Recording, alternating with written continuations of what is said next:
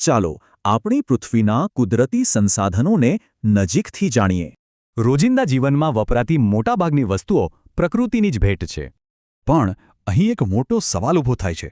શું આ સંસાધનો કાયમ માટે રહેશે? વસ્તુઓને મૂળભૂત રીતે બે ભાગમાં વહેંચી શકાય: કુદરતી અને માનવસર્જિત. પણ આજે આપણે વાત કરીશું માત્ર એ સંસાધનોની જે સીધા પ્રકૃતિમાંથી આવે છે. આને જ કુદરતી સંસાધનો કહેવાય છે, જેમ કે હવા, પાણી અને જમીન.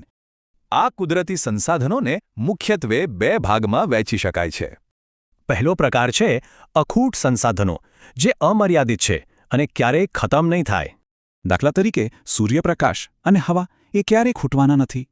હવે બીજો પ્રકાર છે ખૂટી જાય તેવા સંસાધનો, જેનો જથ્થો મર્યાદિત છે.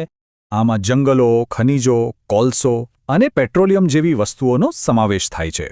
યાદ રાખવા જેવી વાત એ છે કે પ્રકૃતિમાં આ સંસાધનો ખૂબ જ મર્યાદિત પ્રમાણમાં છે. આ તફાવત સમજવો એ પૃથ્વીના ભવિષ્ય માટે અત્યંત જરૂરી છે.